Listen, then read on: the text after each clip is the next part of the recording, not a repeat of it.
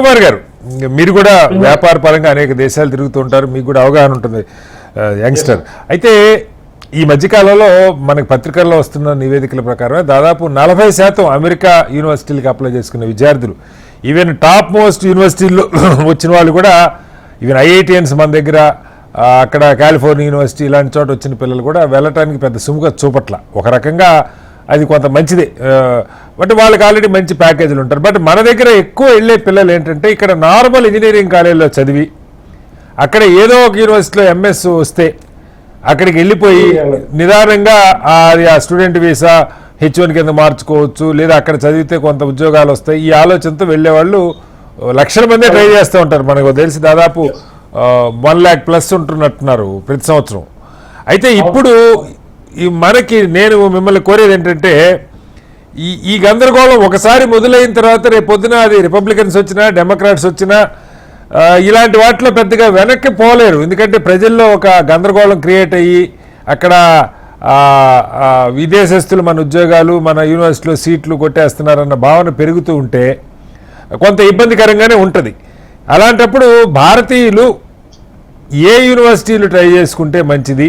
అనేక దేశాల్లో చాలా, ఇప్పుడు జపాను, జర్మనీ, ఈ మధ్యకాలం ఫ్రాన్స్ బాగా ఇంట్రెస్ట్ చూపిస్తూ ఉంది. ఫ్రెంచి లేదా జర్మను, స్పానిష్, జపనీస్ ఈ లాంగ్వేజ్లు నేర్చుకోమని ప్రభుత్వాలు కూడా ఎంకరేజ్ చేస్తూ ఉన్నాయి. ఏంటి మన విద్యార్థులకి, ముఖ్యంగా విద్యార్థుల గురించి మాట్లాడుకుందాం. ఫస్ట్ ఏం చెప్తారు? శ్రీనివాస్ గారు, ముందుగా అందరికీ నమస్కారం, ప్రేక్షకులకు కూడా నమస్కారం. మీరు అడిగిన ప్రశ్న స్పెసిఫిక్ ఏంటంటే, అమెరికా కాకుండా, అమెరికాలో ఉన్నటువంటి యూనివర్సిటీస్ కాకుండా వేరే వేరే ఏ దేశాల్లో ఆప్షన్స్ ఉన్నాయి మన విద్యార్థులకు అని చెప్పేసి అడుగుతున్నారు. సో ఒకటి నేనేం చెప్తానంటే, బయట దేశాల యూనివర్సిటీస్ కంటే కూడా మన భారతదేశంలో ఉన్నటువంటి యూనివర్సిటీస్ అనేక రెట్లు మేలనే చెప్తాను. ఎందుకు చెప్తానంటే దానికి వేరియస్ రీజన్స్ ఉన్నాయి, మల్టిపుల్ రీజన్స్ ఉన్నాయి. We need to understand particularly one is about India and other countries తో మన యొక్క రిలేషన్షిప్స్ ఏ విధంగా ఉన్నాయి, ఇండియా అండ్ అమెరికాతో ఉన్నటువంటి రిలేషన్షిప్స్ ఏ విధంగా ఉన్నాయి, అండ్ ఆయా దేశాల యొక్క స్పెసిఫిక్ విధానం ఏంటి, విదేశీ విధానం ఏంటి అనేది ఒక్కసారి మనం ఆలోచించుకుంటే, అమెరికాతో ఇప్పుడు మొదలైంది, ఇది ఒక వైరస్ లాగా మొదలైంది, అది ప్రతి ఒక్క దేశాన్ని కంటుకున్నది. దానికి మళ్ళీ వేరియస్ రీజన్స్ ఉన్నాయి. ఇప్పుడు అమెరికా ఏమంటుంది, అమెరికా ఫస్ట్ అంటుంది, అమెరికా మే గ్రేట్ అగైన్ అని చెప్పేసి ట్రంప్ గారు అయితే నినాదం తీసుకున్నారో దాని తగ్గట్టుగా తను సరే ఎలక్షన్ స్ట్రాటజీ కావచ్చు, లేకపోతే వాళ్ళని ఆపడానికి కావచ్చు, తన పార్టీ సొంతంగా అధికారం చెప్పడానికి కావచ్చు, రకరకాల వేరియస్ రీజన్స్ ఉన్నాయి, పొలిటికల్ రీజన్స్ ఉన్నాయి, జియో పొలిటికల్ రీజన్స్ ఉన్నాయి, అన్ని ఉన్నాయి. ఇదే విధానాన్ని, అమెరికా పాటిస్తున్నటువంటి విధానాన్ని వేరే యూరోప్ కంట్రీస్ కూడా ఈ రోజు కాకపోతే రేపు, వచ్చే సంవత్సరం కాకపోతే మళ్ళీ వచ్చే సంవత్సరం తీసుకునే అవకాశము చాలా స్పష్టంగా కనిపిస్తోంది. మేక్ అమెరికా గ్రేట్ అగైన్ అంటే make France great again, make Britain great again. కరెక్టే సార్. కాదు శంకర్ రవి గారు, నా ప్రశ్న ఏంటంటే, అందుకే నేనేమంటున్నా, బయటి దేశాల కంటే కూడా, అందులో స్పెసిఫిక్ గా యూరోప్ అమెరికా కంట్రీస్ కంటే కూడా ఇండియా చాలా బెటర్. ఇండియాలో మంచి మంచి ఫ్యాకల్టీస్ ఉన్నారు, అంటే అట్లాగా సార్. మీరు కాదు, వినండి సార్, మన దగ్గర ఒక్క ఆంధ్రప్రదేశ్, తెలంగాణ నుంచే 1,00,000 పైగా ప్రతి సంవత్సరం ఇంజనీర్లు బయటకు వస్తూ ఉన్నారు. వాళ్ళల్లో కంప్యూటర్ సైన్స్, ఏఈ లేదు ఇలాంటి కోర్సులు చదివిన వాళ్ళే మెజారిటీ ఉంటున్నారు. 70-80% కోర్ సివిల్, ఎలక్ట్రికల్, మెకానికల్ చాలా 10% కూడా సీట్లు లేవు. వీళ్ళకి ఉద్యోగాలు క్యాంపస్ ఇంటర్వ్యూల్లో 30-40% కూడా ఆన్ యావరేజ్ సెలెక్ట్ కావట్లేదు. ఏదో ఒక ఎంఎస్ చేసుకుంటే మంచి అవకాశాలు ఉంటాయి అనుకుంటున్నారు. మీరు చెప్పిన ఐఐటీలు, ఐఐఎస్సీలు ఉన్నాయి, కానీ వేల మీద లెక్క పెట్టగలిగిన ఒక 20-25 ఉన్నాయి. అసలు ఎంటెక్ 600 ఇంజనీరింగ్ కాలేజీలు ఉంటే తెలంగాణలో అందులో 50 కాలేజీలో కూడా పీజీ లేదు, ఎంటెక్ లేదు. సో చాలా ఇబ్బందులు ఉన్నాయి. నేను కాదు సార్, మీరు అర్థం చేసుకోవాల్సింది రెండు కారణాలు. రవికుమార్ గారు, రవి గారు, 2 కారణాలు. బయటికి వెళ్తున్న పిల్లలు 2 కారణాలు. అడ్వాన్స్డ్ స్టడీస్, మంచి యూనివర్సిటీ చదవాలని వెళ్తున్న వాళ్ళు ఒక కేటగిరీ, వాళ్ళ రీసెర్చ్ ఇంట్రెస్ట్ తోటో లేదు మంచి హైయర్ ఎడ్యుకేషన్ కోసం వెళ్తున్న వాళ్ళు. ఇంకొక కేటగిరీ, అక్కడికి వెళ్తే మంచి ఆ కోర్సుతో పాటు మంచి ఉద్యోగాన్ని కూడా ఎత్తుక్కోవచ్చు అన్న ఆలోచనతో ఉన్న వాళ్ళు ఉన్నారు. ఇప్పుడు చెప్పండి. నేనేమంటున్నా, నేను భవిష్యత్తుని ముందే ఊహించి చెబుతున్నా. నెక్స్ట్ 2-3 years కావచ్చు, 4 years కావచ్చు, 5 years భవిష్యత్తుని ముందే ఊహించి చెప్తున్నా. ఇప్పుడు అమెరికా వెళ్ళడానికి చాలా మంది స్టూడెంట్స్ ఆసక్తి వెనక్కి చూపట్లేదు. తగ్గుతున్నారు, Yes. ఆసక్తి చూపట్లేదు. ఎందుకు? అమెరికా అనుసరిస్తున్నటువంటి ఇప్పుడు అనుసరిస్తున్నటువంటి విధానాలు, అవును.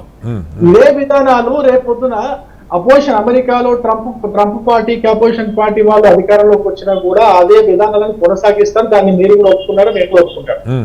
సో అమెరికా ఆసక్తి లేదు. At the same time America అనుసరిస్తున్నటువంటి అదే విధానాలను అమెరికాలో ఉన్నటువంటి మిగతా దేశాలు కావచ్చు, కెనడా కావచ్చు, మిగతా దేశాలు కావచ్చు, యూరోప్ లో ఉన్నటువంటి అనేక దేశాలు కావచ్చు, ఈ యొక్క విధానాన్ని అవలంబించే అవకాశము చాలా స్పష్టంగా మనకు కనిపిస్తుంది కాబట్టి అన్నా నేను.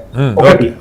రెండో విషయం రెండో విషయం ఏం చెప్తున్నానంటే, మన దేశంలో చాలా ర్యాపిడ్ గా మన యొక్క ఇన్ఫ్రాస్ట్రక్చర్ కావచ్చు, మన యొక్క యూనివర్సిటీస్ ని కావచ్చు, వీటన్నిటిని కూడా మనం ఆధునీకరించుకుంటున్నాము.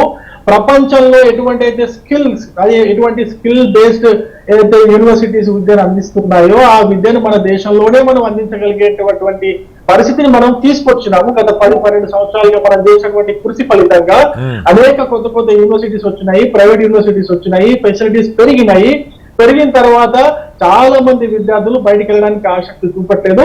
ఇదే విధానాన్ని కొనసాగిస్తే మన దేశానికి మంచిది. మన దేశానికి ఎట్లా మంచిది అంటే, ముఖ్యంగా బ్రెయిన్ డ్రైన్ అయ్యే అవకాశం ఉండదు.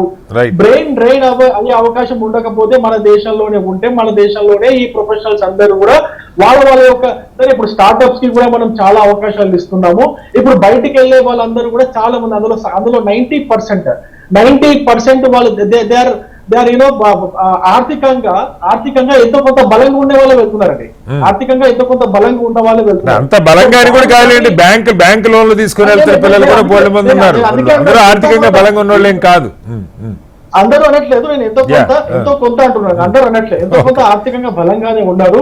ఇక్కడ ఉన్నటువంటి మార్కెట్ అవకాశాలు, ఇక్కడ ఉన్నటువంటి అనేక రకాలైనటువంటి ఫెసిలిటీస్, గవర్నమెంట్ ఇచ్చేటువంటి, ఇప్పుడు మన ప్రభుత్వం ఇస్తున్నటువంటి అనేక రకాలైనటువంటి ప్రోత్సాహకాలను చూస్తే ఇక్కడే మనకు చాలా అవకాశాలు క్రియేట్ చేసే అవకాశం ఉన్నది.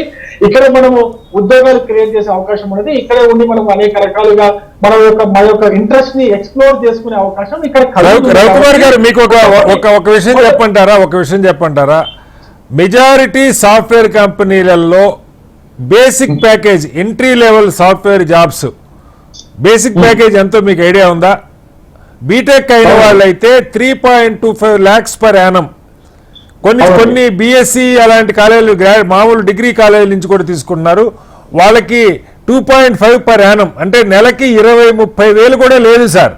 మెజారిటీ రిక్రూట్మెంట్స్ మీరు జస్ట్ గోత్రు. ఇప్పుడు భారతదేశం చాలా గొప్పది మనం చెప్పుకుంటాను భారత్, కానీ పిల్లలు వాళ్ళ తల్లిదండ్రులు, నేను ఇండియా డెవలప్ అయితే మీరు పొమ్మన్నా బయటికి ఎవరు పోరు.